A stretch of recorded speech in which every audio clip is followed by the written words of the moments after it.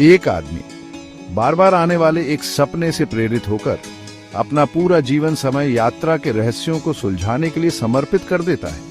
वो अपने वर्कशॉप में ब्लूप्रिंट और मशीनों से घिरा अथक परिश्रम करता है।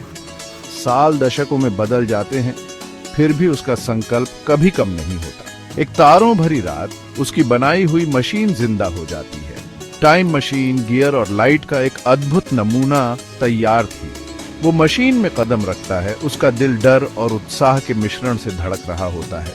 एक बहरे कर देने वाली गर्जना के साथ मशीन आगे बढ़ती है, उसे समय की अज्ञात गहराई में धकेलती है। बाहर की दुनिया रंगों और रोशनी के चक्करदार धुंध में घुल जाती है। जब ये आखिरकार रुकती है तो वो खुद को बहुत पहले के समय में पाता है, मिथकों और किंवदंतियों के समय में। वो एक ऐसी दुनिया में पहुंचता है जो आधुनिकता से अछूती है। ऊंचे ऊंचे जंगल जहां तक नजर जाती है फैले हुए हैं। हवा शुद्ध और मीठी है, चिड़ियों के गाने और पत्तों की सरसराहट से भरी हुई।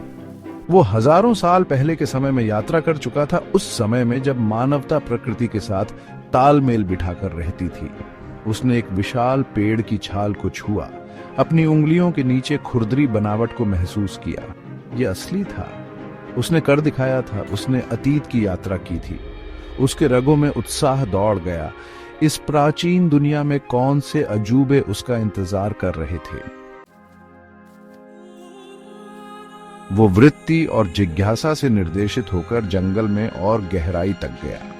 कई दिनों बाद उसे एक झरने के तल पर बसा एक गांव मिला। गांव वाले साधारण झोपड़ियों में रहते थे। उनका जीवन प्रकृति की लय से जुड़ा हुआ था। उन्होंने उसे खुले हाथों से स्वागत किया, उसे भोजन और आश्रय दिया। उनकी जीवन शैली उसकी अपनी जीवन शैली के बिल्कुल विपरीत थी। न कोई गैजेट्स थे, न स्क्रीन, न कोई ध्यान भटकाने वाली चीजें। जीवन सरल था, फिर भी इसमें शांति और संतोष की गहरी भावना थी जो उसने पहले कभी नहीं जानी थी।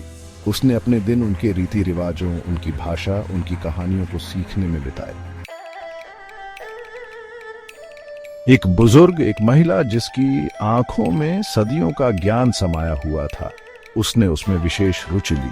उसने प्राचीन भविष्यवाणियों के बारे में, सभी चीजों की परस्पर जुड़ाव के बारे में, प्रकृति और स्वयं के साथ तालमेल बिठाकर रहने के महत्व के बारे में बात की। उसकी बातें उसके भीतर गूंजती रहीं, उसकी आत्मा के लंबे समय से सुप्त हिस्से को जगाती रहीं। वो हर दिन घंटों उसकी कहानियां सुनता था, उसके ज्ञान से मंत्र मुग्ध हो जाता था। उसने प्राचीन तरीकों, प्रकृति की शक्ति और संतुलन के महत्व के बारे में सीखा। उसने दुनिया को नई नजरों से देखना शुरू कर दिया। भाग 5, प्रकृति का दिल। वो गांव वालों के साथ जंगलों में घूमता था, पौधों और जानवरों के रहस्यों को सीखता था। वो क्रिस्टल क्लियर नदियों में तैरता था, ठंडे पानी को अपने पुराने जीवन की चिंताओं को धोते हुए महसूस करता था। अपने जीवन में पहली बार उसने वास्तव में जीवित महसूस किया, अपने आसपास की दुनिया से इस तरह जुड़ा हुआ जैसा उसने कभी सोचा भी नहीं था। दिन हफ्तों में बदल गए और हफ्ते महीनों में। जिस दुनिया को वो पीछे छोड़ आया था, उसकी सभी जटिलताओं और चिंताओं के साथ वो एक दूर के सपने जैसी लग रही थी। उसने यहाँ कुछ और सार्थक पाया था, कुछ ऐसा जो उसके जीवन से बहुत लंबे समय से गायब था। भाग 6, पिरामिड और फारो। एक अतृप्त जिज्ञासा से प्रेरित होकर उसने और अतीत में यात्रा करने का फैसला किया। उसने गांव वालों को विदाई दी, एक दिन लौटने का वादा किया और अपनी टाइम मशीन में वापस कदम रखा। दुनिया एक बार फिर घुल गई, चिलचिलाती रेगिस्तान और विशाल पिरामिडों की भूमि में बदल गई। वो प्राचीन मिस्र वासियों की सरलता पर आश्चर्य करते हुए चहल पहल वाले बाजारों में घूमता रहा।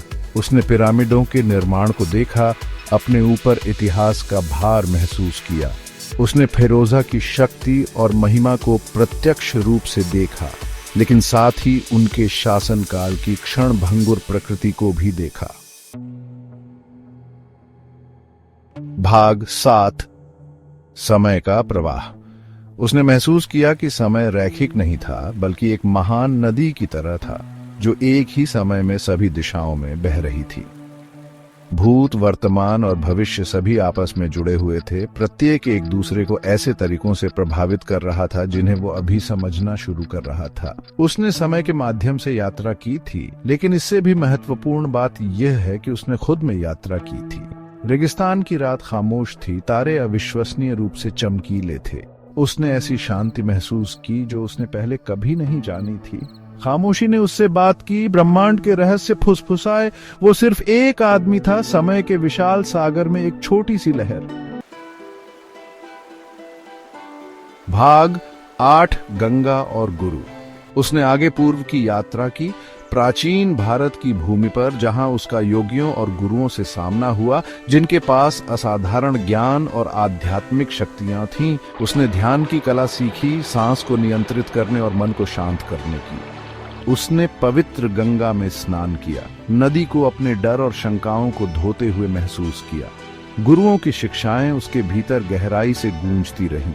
उसने भौतिक दुनिया की मायावी प्रकृति, वैराग्य के महत्व के बारे में सीखा। वो समझने लगा कि सच्चा सुख बाहरी संपत्ति में नहीं, बल्कि आंतरिक शांति में है।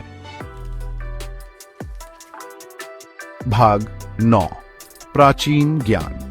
समय के माध्यम से उसकी यात्रा केवल एक शारीरिक यात्रा नहीं थी, ये आत्म खोज की यात्रा थी। उसने सभ्यताओं का उत्थान और पतन, समय का उतार चढ़ाव देखा था। उसने युगों युगों से बुद्धिमान आत्माओं से सीखा था। वो उनके ज्ञान को अपने भीतर समेटे हुए था, एक खजाना जो अपने समय में मिलने वाली किसी भी चीज से अधिक मूल्यवान था। वो अपने समय में एक बदले हुए आदमी के रूप में लौटा। उसका दिल कृतज्ञता और आश्चर्य से भर गया। उसने ब्रह्मांड की अनंत संभावनाओं, सभी चीजों की परस्पर जुड़ाव की झलक देखी थी। उसने अपना उद्देश्य पाया था। जो ज्ञान उसने प्राप्त किया था, उसे साझा करना, दूसरों को अधिक सार्थक जीवन जीने के लिए प्रेरित करना।